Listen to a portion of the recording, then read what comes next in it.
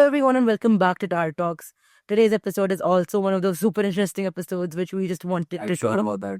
Yeah. Okay. Trust me, this one's going to be interesting. Trust me. So, I'm going to start boring and I'm going to start by, discussing a very important theme. Thought it was going to be interesting. Yeah, Thought. I'm just going to start boring. Wait. So, the theme we'll be discussing today is the importance of storytelling in different cultures. Storytelling is the very, very, cultural part of all indigenous communities. Storytelling is the way we, preserve our culture, we preserve our knowledge. Heritage is passed on through storytelling. Exactly. Heritage is passed on through storytelling. And storytelling, I believe, is also a very important thing between cultures. It can help two cultures connect in a way where nothing else can, because all of us know stories are very interesting. So, Reena, what are we doing today? Representing you. Well, I don't want to sit here for this, but okay. We're gonna tell you all horror stories. Yes, and Reena is absolutely terrified. I don't know why I'm doing this. Yeah, I convinced them. We're going to be, sharing different horror stories from different cultures with you today. The aim of this is two things. Firstly, to entertain, obviously, because entertainment is a very important Mine is mostly about entertainment and not culture related, but it's Mine is very cultural, and mine comes from a different culture than what most of our audience is used to. So let's get right into it. I'll be starting. So my story comes from the culture of Japan. This is not an original story. This is a story I remember listening to when I was a very young child, and the story traumatized me for a very, very long time. So this story comes from the Japanese culture. And before I get into the story, I just want you all to know that when I was like a very young child, I used to cycle around a lot. And when I used to cycle around, like where I used to cycle around, I used to have a lot of trees around me. And I would like imagine like the main ghost of this story, like standing in the trees. I don't want to hear it. It was scary. It was like 8-year-old me was very traumatized. But let's get into it. So I'm going to narrate this in first person because that just makes it scarier. So this story starts when I was 8. I was 8 and I was born in the US. I grew up in the US and I lived in the US. Except that every summer, I would visit my grandparents in Japan. My grandparents lived in a very small house in Japan, and on all sides of their house, they had huge bamboo forests. Their house was a complete wooden structure, a two-story structure, and around it was a very small garden. This garden was protected from the rest of the jungle with a huge bamboo fence. This fence, I remember thinking as an 8-year-old, was almost 8 feet tall. So I always felt very safe in that house, simply because that house was covered with an 8 feet tall fence. What could ever get in? One day, I remember it was just me and my grandparents at home. My parents were not with me on this visit to Japan, and I was sitting outside in the garden simply playing. This is when I look up to the fence and I see a hat on top of the fence. It was a very beautiful hat, a lady's hat. You know, the very beautiful straw ladies' hats they have in Japan. When I looked at the hat closely, I remember just zoning out at it. And that's when I realized something. This hat was not on the fence. This hat was behind the fence. This hat was behind the fence in a way where it appeared as if someone 8 feet tall was standing over there. Standing over there facing me, watching me. Obviously, 8-year-old me thought this was no big deal. I ran in to tell my grandparents about the 8 feet tall person I think I saw, the hat that was behind the 8 feet tall fence. When I ran in over there and I told my granddad about everything I'd seen, he immediately turned towards my grandmother. Both of their faces had no color left and both of them looked very, very terrified. Immediately, I was like put to the side. Some priest was entering my house. So many people were entering my house. I had no idea what was going on. All I knew is that my grandparents kept on repeating the words, "This cannot be happening. We need to save her. We need to save her." Save me from what? Was I who they were talking about? That is when the priest turned towards me and told me that what I had just seen was Hachishoka-sama. I apologize to anyone if I've like completely butchered the pronunciation, by the way. But Hachishoka-sama was an 8 feet tall woman, they told me, who would stare at children and they take them. 8 feet tall woman, that was not common anywhere. She was no human. Who was she and why was she 8 feet tall? I could not understand anything, but my grandparents looked terrified. This was almost 6 p.m. in the evening. I was immediately taken up to the room upstairs and locked over there. All the windows were covered with paper and there were some holy words written on everything. In the center of the room, they placed a huge bowl of water, and with that, they put a single statue of the Buddha next to me. I was asked to lock the door, and one single clock was placed there. I was asked to not open the door till it was 9 a.m. the next morning. No matter who called me, I could not open the door. The entire night I spent lying awake in the bed. 6 p.m. turned into 3 a.m. and I was still lying awake. I heard faint sounds at the window. Every 2 minutes it felt as if someone was trying to get into my window. I hoped I was protected. I hoped there was no one who was going to get in. But I could not help but just feel scared the entire night. Somewhere around 3 a.m., I ended up falling asleep. And I woke up the next morning. The minute I woke up, I heard my granddad calling me out. I was so happy finally I could get out. I ran towards the door. But the second I did so, the water in the center of the room, it was pitch black. The Buddha statue simply wasn't there anymore. And all the windows with all the holy writings, they were all shaking. That's when I turned around and saw the time. 8:55 a.m. It wasn't 9 a.m. yet. But my granddad, he was still calling me. He was asking me to come out. He was telling me that everything was safe. Was 5 minutes actually going to matter? Well, I stood at the door for 5 whole minutes. Finally, it was 9 a.m. 9:01 and I opened the door. I ran downstairs. I found both my grandparents sitting. I asked them, "Hey, did you guys come up 5 minutes ago?" No, no one came up. No one ever called me down. Imagine if I had opened the door. Imagine what would have happened. Imagine who I would have met. That was my story. Okay. Tina, Mm. the next time someone calls you out, be very careful. Okay, Tina? Okay. Okay, well, this story traumatized me as a child. I hope it doesn't traumatize any of the listeners. This is, Why do you say it? because it's fun. This is Japanese folklore. And moreover, as Indians, for us to know Japanese folklore is very important. And I love this story. But, well, I'm freaked out. Your chance. Okay. Should I begin? Let's see. Okay, we're at a camp. Okay, and the camp master, he comes up to us, and we're sitting in a circle, and he's like, "Let me tell you a story." So it happened to him, and it was a real life incident. So now, we all were sitting, and he starts with the story. He'd gone with his uncle, the uncle is like around 2 hours away from the campsite. So he'd gone to his uncle's place to have dinner. Now, while he was having dinner, he and his uncle have not met in 6 months. So they catch up, they're having a very gala time, they're drinking, they're having food, and there's dancing. So after that, it's around, I think, 1 a.m. in the night, and they're passing by. And my what do you call my teacher was about to leave the uncle's place. But then the uncle was like, let me drop you, let me drop you. My teacher insisted that let me go alone because it's like really late in the night. But then the uncle was like, no, I'll drop you. I'll stay there with you because I don't want anything to happen. My teacher was like, okay, fine. So they went out in the jeep and it was really pitch dark and they couldn't see anything. So even the flashlight was on, they could hardly see like 5 meters ahead of them. And it was a little foggy too.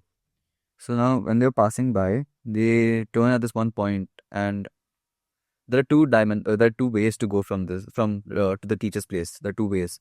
Now the first way people say it's haunted, and the second way people say you can take it at night. The first way people usually avoid.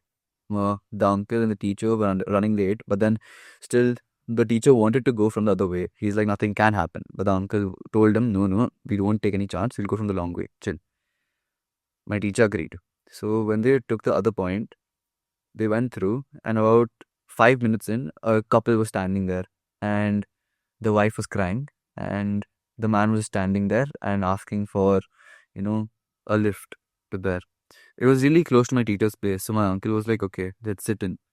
So when they sat in, the lady sat in first, and as soon as she sat in first, my teacher saw that she had scars on her cheek, and blood was dripping from this side, and the man was coming from the other side. So my uncle just drive the car. And my teacher gave the uncle the signal that let's just move. So that happened. After they left, Okay, yeah, oh, wait. Did they take the man with them or no, not? no, Oh, they left the map. okay. Yeah. So now, after they started driving, 5 minutes, the man is in front of them on the side. The same man is in front of them. So my uncle got really, my teacher's uncle got really terrified. And in panic, he started driving faster. 10 minutes in, the man was standing on the other side of the road, waiting again, and just looking at the car. My teacher's uncle got really scared, and he told, "Whatever happens, never open the door or the window. I'm going to drive as fast as possible. Just wear the seatbelt."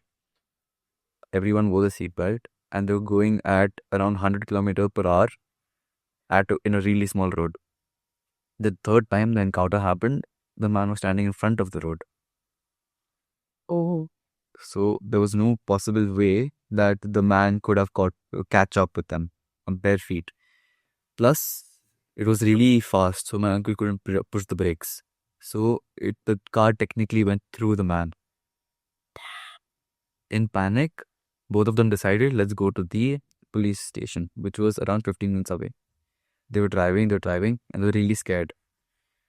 The man appears, but this time he appears on the back mirror. He does not appear in front.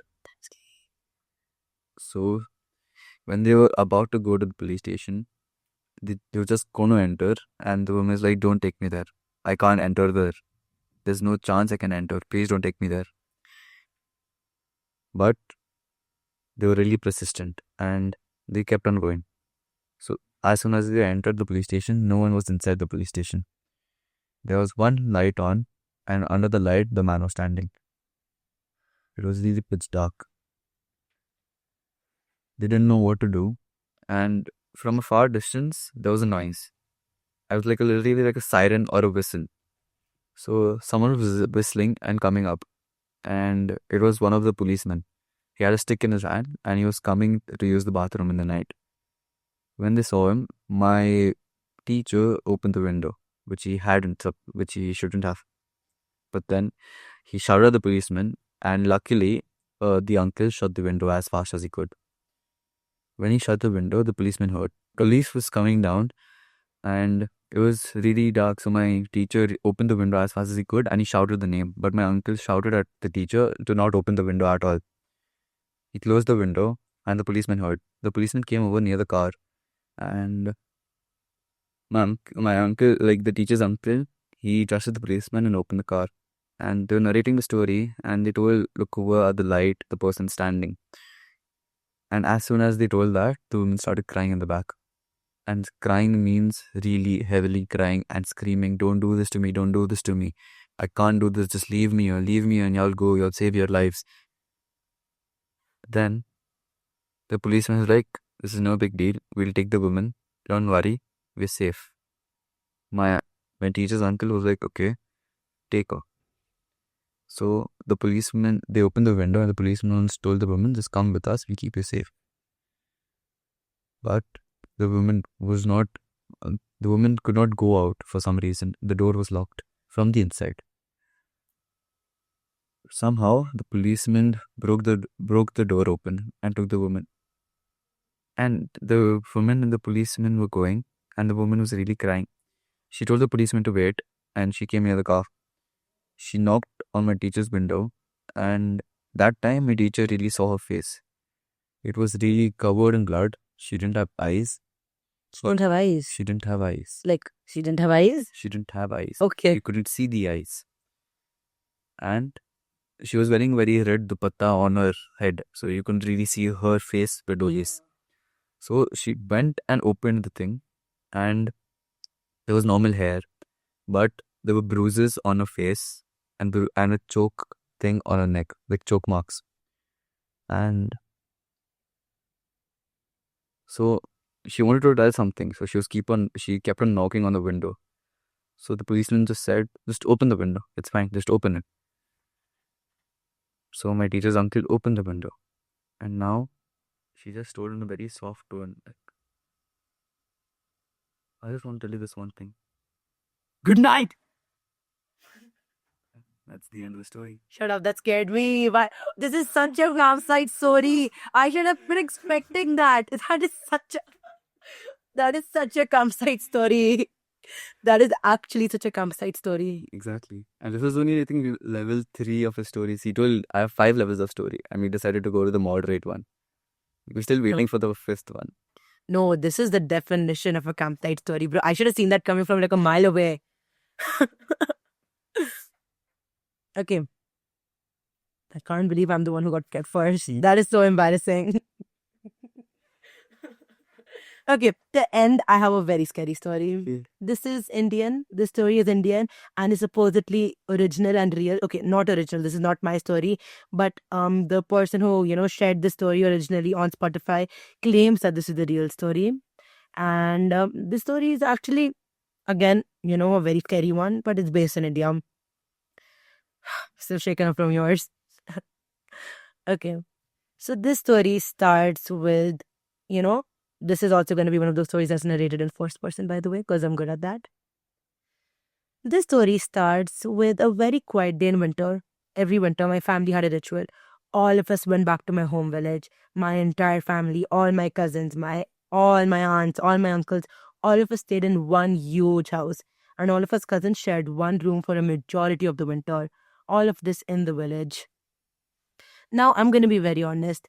I don't claim to be getting along with my cousins very well every single day, meaning that I, clearly was not enjoying this time. But despite of this, I tried to make the best of it. And to make the best of it, one of the few things I loved to do was try to convince my cousins for a horror movie night. Because who does not love a horror movie night? Right? Some people don't. Well, though some people are lame and boring, and maybe they are the nerdy ones. Oh. Yeah. Technically, you. I love horror stories. I love horror movies. Okay, but back to the story. And that's what I did this night. I, being the youngest cousin, convinced all of my cousins to sit and watch horror movies with me the entire night.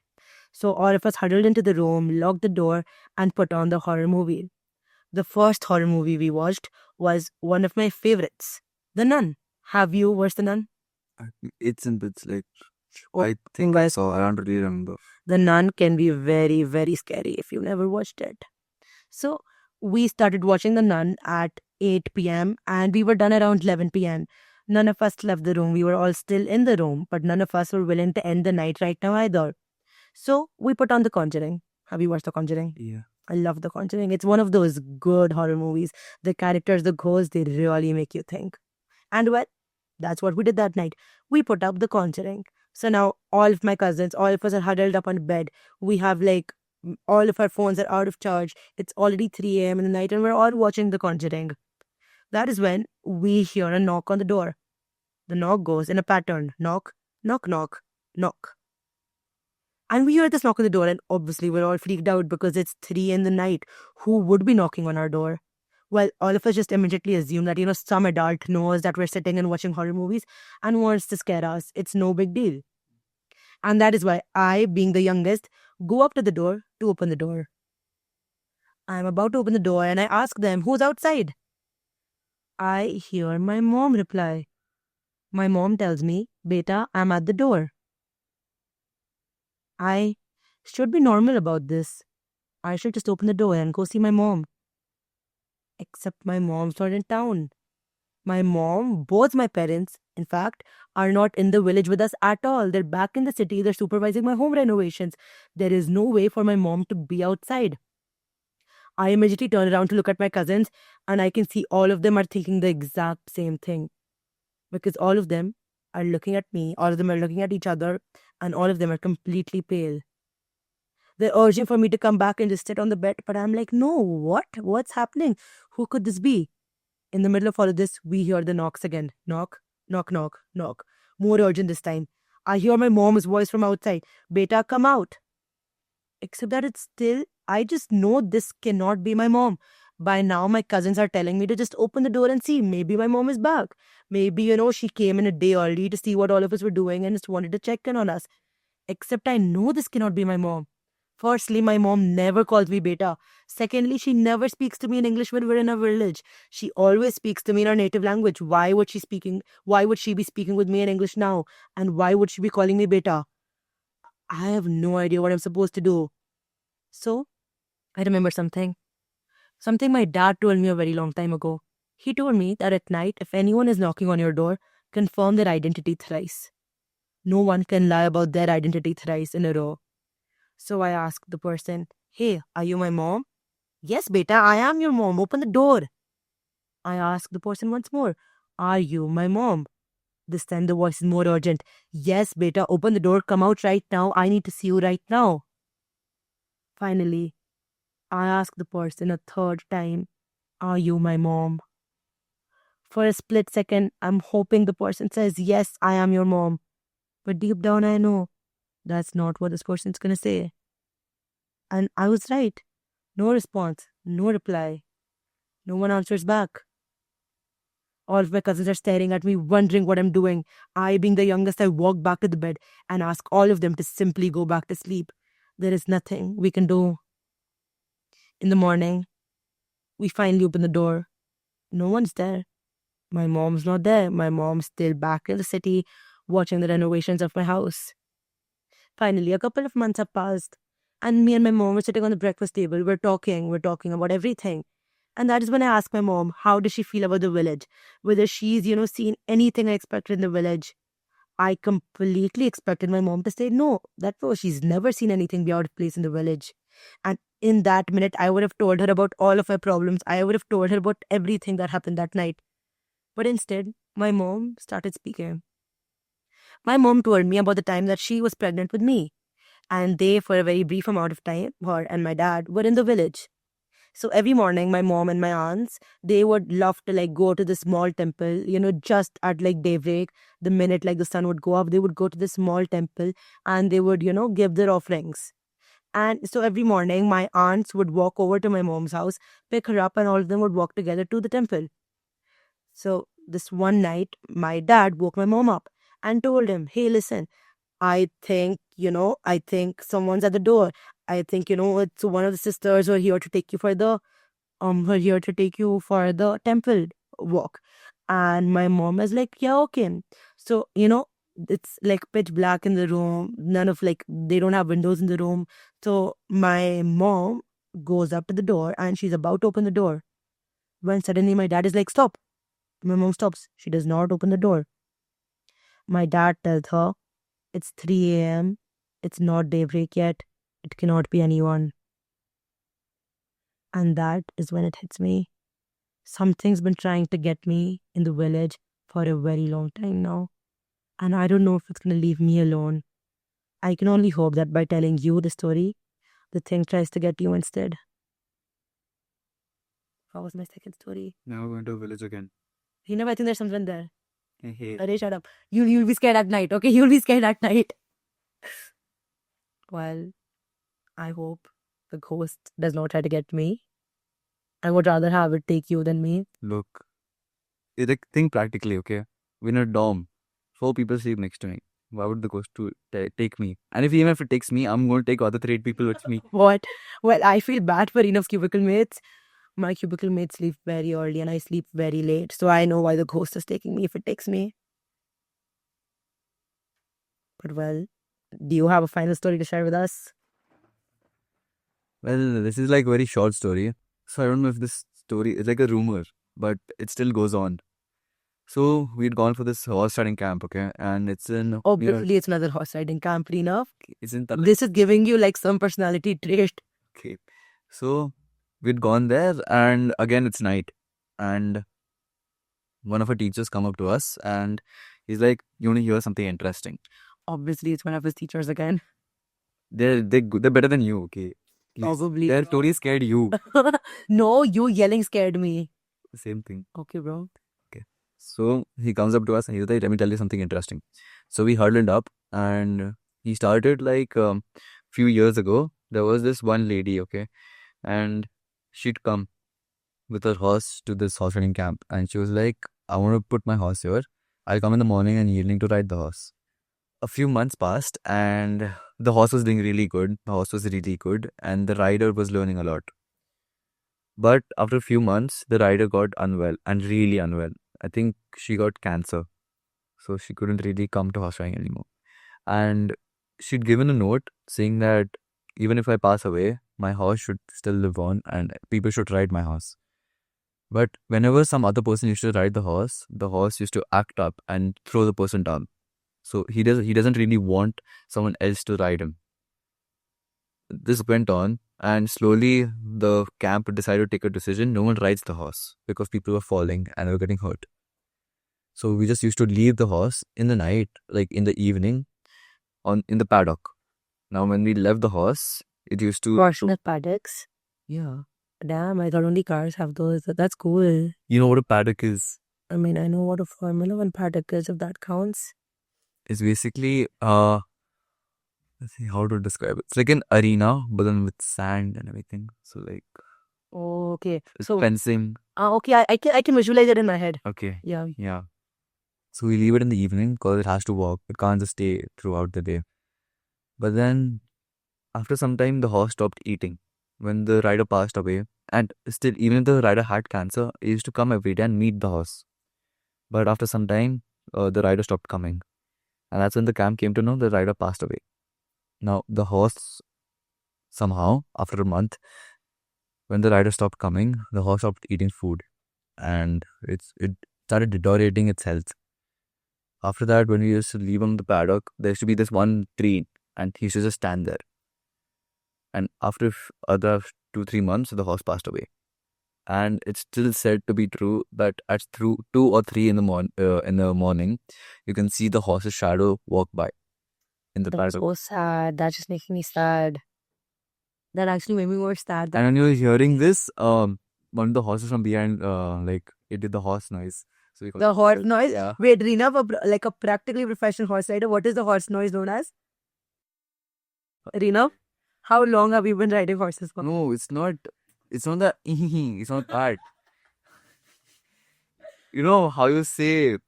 I don't know how to do it. Like, what do you think is a horse noise? Have you watched Bhoot and Friends? No, wait. What do you think is a horse noise? What is it called? A neigh? A knee? What? How does it go? I'm not doing it. Just do it. No, you do it. If I do, I would do it right. No, what? Okay, you do it, and then I'll tell you what it's called. So look, the horse made the noise like that. Okay. Is that a name? I don't know. Exactly. Is it? Even you don't know the horse, now then you're using it on me. I'm not a horse rider. You are. So Okay, anyway. I know anything else. You ask me anything about horse riding, I'll tell you. Can I please ask you about the story again? Can we go back to the story? Okay. It was a sad story. When we sad, a horse died. A rider died. But the horse is still. There is spirit. Yeah, Okay. we planned to go at 2 or 3, but no one woke up. So like it's fine. Sad. Anyways, so those are my stories, which were actually about different cultures, and those were Rina's stories about Which made people scared, okay? yeah, stories about camps from like different horse and nerd camps. Okay, sure.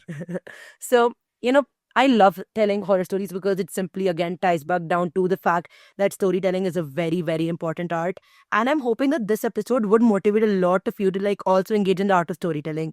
Because I can tell you the reason I love storytelling so much comes from a podcast. And I would love it if Hard Talks could play this role for anyone, absolutely anyone. So those were our horror stories on Hard Talks. We hope you had fun and did not get very scared. And we hope to see you next episode. Trust me, no one got scared. You were scared. I know you're scared. Oh, you won't bet? I bet you won't sleep tonight. Bet.